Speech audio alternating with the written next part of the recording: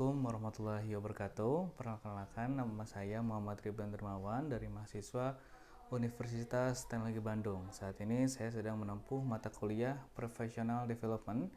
Di video kali ini, saya akan berbincang seru dengan narasumber yang hebat mengenai tiga topik krusial di dunia kerja: kecerdasan emosional, manajemen stres, dan goal setting. Yuk langsung saja kita sapa narasumber kita nih. Baik, Pak, sebelumnya terima kasih sudah meluangkan waktunya. Boleh perkenalkan nama dan pekerjaan Bapak saat ini? Ya, perkenalkan nama saya Muhammad Iqbal Taufik Mutakin.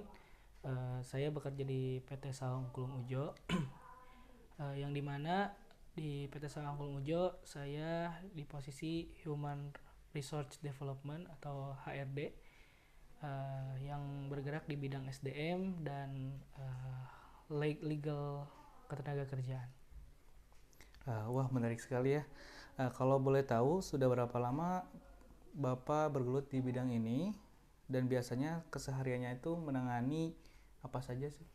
Kalau saya baru 2 tahun, kebetulan baru uh, menjabat menjadi HRD sekaligus menjadi legal di Sawang Kulung Ujo. Kesehariannya paling mengelola SDM dari operasional, dari kalau di PT Sawang Kulung Ujo kan bagian apa namanya pariwisata, ada ticketing, ada finance, ada corporate secretary, ada HRD, ada CRO, Customer Relation Officer, terus GRO, Guest Relation Officer juga itu bagian ticketing. Lalu keseharian yang lain lagi, saya juga mengerjakan kontrak kerja di ada PKWT, ada PKWTT itu untuk pegawai kontrak dan pegawai tetap. Oh, baik. Banyak sekali ya. Kita masuk ke bahasan pertamanya, Pak, yaitu soal kecerdasan emosi. Yang pertanyaan pertama adalah, dalam dunia kerja yang dinamis, konflik atau tekanan itu pasti ada. Nah, biasanya bagaimana cara Bapak menyadari dan mengenali emosi diri sendiri saat situasi sedang panas? Kalau dari konflik pasti ada di dunia kerja karena melibatkan banyak orang, karena di Sawang Kulung Ujo ada melibatkan 300 talent, lalu ada karyawan 83 karyawan. Itu sangat menguras energi. Tapi kalau misalkan ada konflik atau apapun itu, pasti harus ada yang dibicarakan, karena kalau misalkan kita tidak bicarakan terlebih dahulu bakalan jadi emosi, jadi terjadi emosional kepada diri sendiri dan para karyawan. Jadi bagian HRD harus bisa menenangkan situasi, kondisi sesama karyawannya. Lalu gimana cara Bapak mengontrol emosi tersebut supaya tetap terlihat profesional di depan rekan kerja atau klien? Untuk mengontrol emosi paling dari obrolan juga, nggak nggak membuat panas gitu ya. Jadi biasa ngobrolnya, jadi datar aja, nggak pakai emosi, ya obrolan-obrolan ringan gitu. Jadi harus bisa HRD harus bisa menguasai emosionalnya diri sendiri, khususnya para karyawan harus bisa meredam lah gitu. Baik, menurut pengalaman Bapak, sebenarnya emosi kita di kantor itu lebih sering dipengaruhi oleh faktor internal diri sendiri atau justru karena lingkungan kerja? Bisa dari lingkungan kerja, bisa dari diri sendiri, karena dari diri sendiri juga kadang oh si A ini tidak teratur, kadang suka emosi, tapi kadang lingkungan kerja yang membuat emosi juga gitu. Oke, seberapa penting sih kecerdasan emosi ini dibandingkan hard skill atau kecerdasan intelektual menurut sudut pandang Bapak? Gimana? Seberapa penting sih kecerdasan emosi Seberapa penting sih kecerdasan emosi ini dibandingkan hard skill atau kecerdasan intelektual menurut sudut pandang Bapak? Kalau ke nasi teh Kecerdasan emosi. Kalau kecerdasan emosional pasti sangatlah penting ya, karena di dunia kerja menyangkut banyak orang dan menyangkut banyak pihak yang berbeda pendapat dan beda pemikiran. Jadi kecerdasan emosional di dalam pekerjaan itu sangatlah penting dari hard skill. Misalkan hard skillnya pinter di Excel, Word gitu, tapi dari otaknya dan sifatnya kadang suka berbeda dengan cara dia berbicara dan lain-lainnya. Makanya paling penting ya kita harus bisa mengendalikan emosional kita dan diri pribadi kita supaya tidak membuat orang marah dan membuat orang tidak nyaman.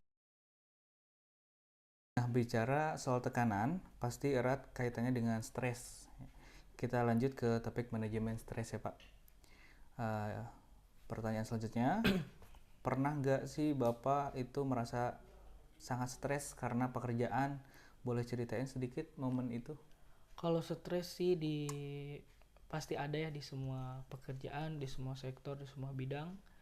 Tapi kan saya khususnya bekerja di PT Sawangklung Ujo karena PT Sawangklung Ujo bergerak di pariwisata, khususnya kesenian budaya dengan lingkungan alam dan yang asri gitu ya, banyak angin sepoi-sepoi dan banyak tumbuh-tumbuhan. Jadi terus ada pertunjukan di sana tuh, ada pertunjukan ke seni gitu ya, khususnya angklung.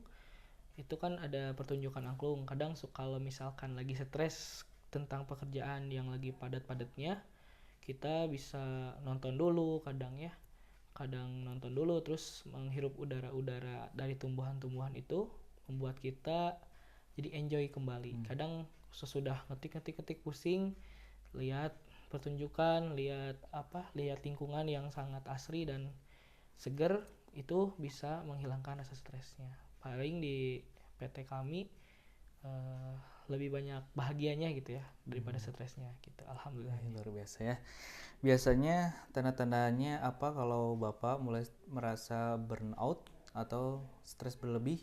Apakah jadi sulit fokus atau ada gejala fisik lainnya? Biasanya kalau udah stres, tingkatan pekerjaan semakin meningkat, stresnya ya susah fokus lah ya, susah fokus, kadang ngobrol juga nggak nyambung ya sama rekan kerja, atau lagi kalau meeting nggak masuk ke otak ya. Untungnya paling untuk mengantisipasi itu saya membuat catatan atau membawa HP ya, direkam. Kadang kalau misalkan lagi pusing-pusingnya bawa rekaman lah. Jadi itu solusinya. Oh, baik. Apa sih penyebab utama stres yang paling sering muncul di bidang pekerjaan Bapak? Kalau boleh jujur tuh di pekerjaan saya saat ini banyaknya mah bahagianya ya. Tapi kalau misalkan lagi stres, mungkin lagi banyak ada masalah di antara karyawan-karyawan. Misalkan antara driver, terus bagian OB dengan bagian OB dan bagian yang lainnya gitu ya. Dari marketing tuh dengan klien-kliennya kadang suka pada datangnya ke HRD gitu ya, kalau kesahnya. Terakhir untuk sesi ini, apa jurus jitu Bapak untuk mengatasi stres tersebut supaya bisa kembali fokus dan produktif? Jurus jitunya paling kita harus bisa menguasai diri, kecerdasan diri ya, menguasai hati dan banyak berdoa. Jangan hati tuh jangan kosong lah ya, karena kalau udah kosong kadang suka gitulah, jadi stres, jadi banyak kepikiran hal-hal yang gak penting juga di kepikiran. Makanya kita disarankan selalu mengisi diri dengan yang baik-baik, jadi agar kuat gitu, nggak stres. Ini pertanyaan terakhir. Ya. Saya ingin tanya soal perencanaan masa depan atau goal settingnya. Pertanyaan selanjutnya, gimana cara Bapak menentukan tujuan karir? Apakah ada metode khusus yang dipakai? Kalau metode khusus tidak ada sih, cuman lebih meningkatkan kinerja aja dan pendidikan, khususnya pendidikan, misalkan lanjut jenjang S1, S2, S3 dan memperbanyak skill ya, karena di zaman sekarang kita dibutuhkan skillnya yang banyak gitu. Di dunia kerja emang membutuhkan banyak, khususnya di bagian HRD harus bisa bersertifikat, bisa mengelola SDM-nya dan lain-lainnya gitu ya. Perlu skill-skill yang khususnya di dunia Gen Z ini. Oke, langkah konkret apa saja yang biasa Bapak ambil untuk memastikan target tersebut bukan sekedar wacana? Kalau untuk memastikan target itu, ya paling saya suka nulis di buku target 2000 sekian sampai 2000 sekian agar kita memiliki perencanaan yang baik dan benar. Misalkan saya dulu tahun 2019 masuk kuliah ditargetkan 2023 harus lulus. Dari komponen-komponen yang ditulis itu sehingga ada penyemangat untuk kitanya untuk terus berjalan gitu rencana-rencananya. Baik, sebagai penutup, ada tips gak buat saya dan teman-teman mahasiswa yang lainnya supaya bisa sukses merencanakan karir sejak dini? Paling fokus belajar dan jangan putus asa, karena di zaman sekarang memang susah mencari kerja dan lain-lainnya. Tapi jangan banyak kepikiran tentang itu.